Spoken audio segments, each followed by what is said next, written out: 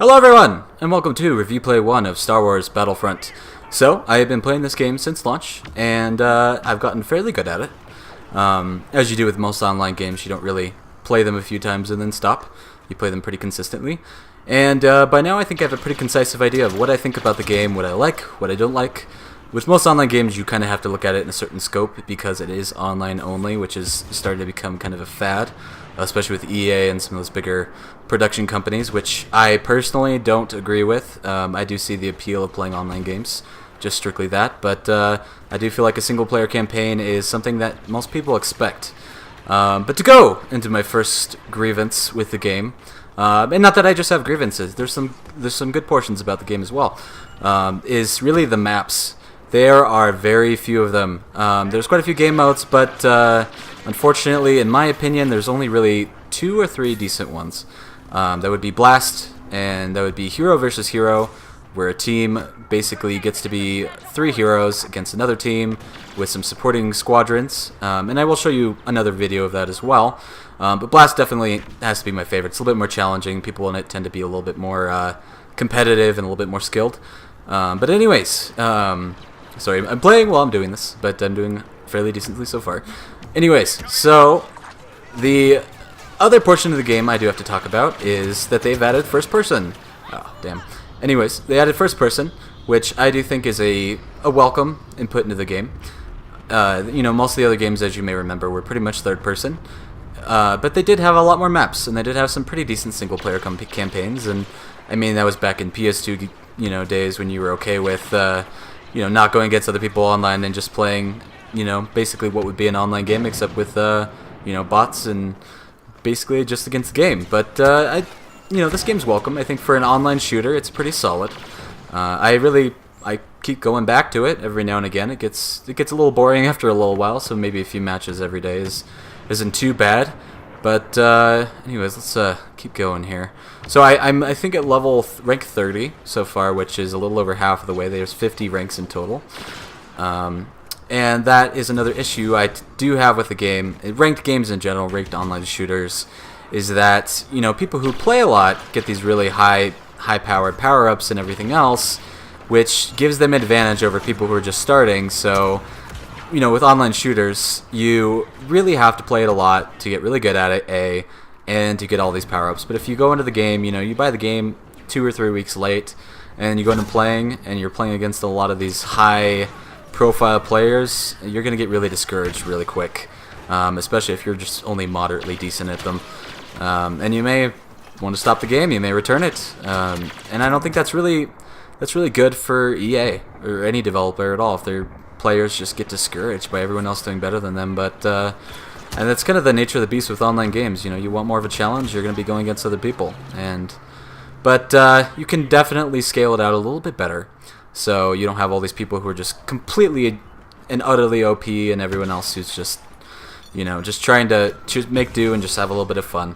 But anyways, I do have to say the controls and everything in this game are pretty solid. As you may see, there's no reload. There's overheating of weapons, which I just did right there. And it makes sense in the Star Wars canon, and it works out pretty nicely. If you're very careful with how you shoot, you can definitely keep on shooting a lot. And there's a lot of power-ups and everything else that help with that, but I think I've gotten pretty much some of the better ones so far. Here's one of the kind of grabbable power-ups that use in the map. It was a energy shield you can hide behind, but it's not very useful because grenades can go through it and can't shoot through it, so you kind of have to jump in and out of it to get to enemies. So mainly useless. It really depends on the circumstance, but I do have to say it's a solid game. It's pretty fun. Most online games, you kind of have really fun with it for a few months, and then you stop playing. I pretty much did that with Destiny. It was a really fun game for a while, and then you just kind of done everything you can, and then you get out of it. But trying to flash my score in here as I die, which isn't I'm not doing too bad so far. But this is one of the maps. I believe this is on Tatooine. One of my favorite maps. It's a little bit more centralized. There aren't enemies who are coming up behind you as much. I have to applaud the dead stormtrooper there. Oh, yeah. See, as long as you mess around and you still get the kills, I think it's pretty classy thing to do. Yeah, good place to hide for these guys. Come on, I got you. Yeah, I always feel bad when people don't see me and I shoot them, but, it happens to me all the time too. But to go on to the game, I do have to say I haven't done as many of the vehicle levels or vehicle maps as you may prefer, but I'll get there. I'll do some videos of it. The online or the flying controls are fairly good. So when you're flying TIE fighters or the rogue squadron fighters, whatever you want to call them, they control really well, and it actually you feel like you're in an actual dogfight, which I really appreciate. Let's snipe this guy. Come on, come on. Oh, he's hiding. Come on, I got you. Gun always overheats. I never pay attention to that, unfortunately.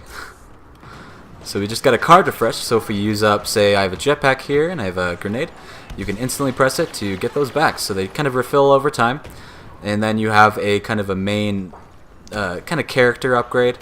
One I have at the top lets you kind of scan the arena and see enemies behind doors and everything else, which is a little cheap, but it does give you a little bit of an advantage. And unfortunately, when you have a really powerful item, people tend to use it, and that's just how it goes, unfortunately. Oh, got him. Come on. Come on, throw a grenade. Got him, got him. Oh, nice. Okay, got him too. Sweet. But as you can see, I'm not doing too bad. Pretty fun. Not too bad. Oh, jeez. But anyways, to get to kind of the main grievance I have with the game is $60 USA, and you get not too many maps. Quite a few multiplayer options, but a lot of the missions are, there's only 3 worthwhile, as I said.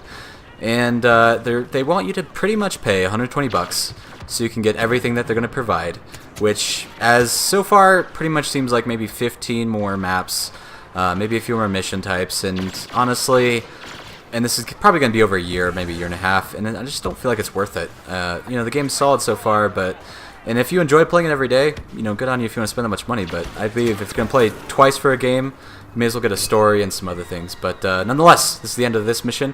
I will get back with you in more videos, and we'll talk about the game and show off some more mission types. See ya!